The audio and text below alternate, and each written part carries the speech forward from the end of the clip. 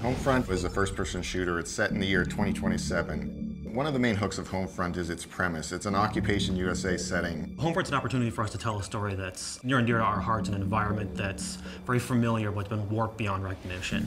It's a story of really survival and adaptation. What it feels like to be part of a resistance fighting for your country, to give the last full measure for something that you really believe in. In a lot of other games, you blow into a place, a slum or something like that, and you kill 100 people, and at the end of the level, you jump into a helicopter and fly away. At the end of our levels, there's no helicopter. You have to stay and live with the things that you did. Bringing 2027 to life in kind of a suburban and rural setting all comes down to picking the things that everybody's extremely familiar with. The buckets are now water collectors. The children's toys are still there, but they might just be repurposed for something else. This is a survivalist nation now. Now it's about being a member of a resistance cell in occupied America and doing what it takes to liberate your country from this alien oppressor. The idea for Homefront actually came from a few different angles, really. One of them was Red Dawn. I watched that, and that was very inspirational. John Milius is like a great American film creator. Apocalypse Now, Red Dawn, and Conan. He's just the type of guy that has this natural creative ability. He just knows when something's good. And he really brings 30 years of storytelling experience to us. Speculative fiction basically means we are giving the audience what-if situations. What if America was invaded by Korea? What if this happened? And then filling out the answers to that. And that's really where the high premise of Homefront comes from. We said, what if USA was occupied? What would it be like to experience that future? Historically, there are multiple examples of sudden rises and sudden falls. Ancient Greece, Mongolia, Japan. So when you say, how could a mighty power like the USA fall? It's really a combination of elements. It's the decline of the USA due to internal factors and global geopolitical situation.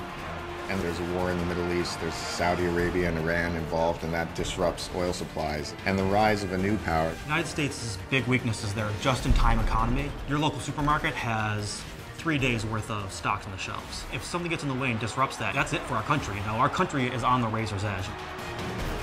The North Koreans are the perfect enemy. The only North Korean that anybody knows is Kim Jong-il. This morning comes the news of Kim Jong-il's death. North Koreans greet their new supreme leader, Kim Jong-un. The North Koreans actually have the world's fourth largest standing army, which a lot of people don't know about. Now, what happens in the storyline is that we have North Korea being unified with South Korea to form one country where it has the economic power and modern military equipment. And within the storyline, we also have North Korea being in conflict with Japan. And training on American weapons and getting a lot of modern training and really building up a military from the other countries in the East Asia region. North Korea is able to invade the United States through its well-prepared military strikes. That involves a EMP strike. EMP is an electromagnetic pulse. It sends out a particular type of energy that blankets the Earth, and what that does is it deactivates modern electronics. You see things that aren't supposed to be happening. This little town main street, and it's got mom and pa shops and bakeries and banks, but there's soldiers and there's barbed wire. And that's kind of the genesis of where this phrase, the familiar has become alien, has come from. We want to show America, but twisted. War in the back suburbs, war in the elementary school playgrounds, baseball fields, high schools. Golden Gate Bridge becomes a battlefield. That's pretty darn alien if you ask me. It takes seeing an enemy hurting innocent people in front of you to make you understand why you're doing the things that you're doing. This is your backyard. This is literally Homefront.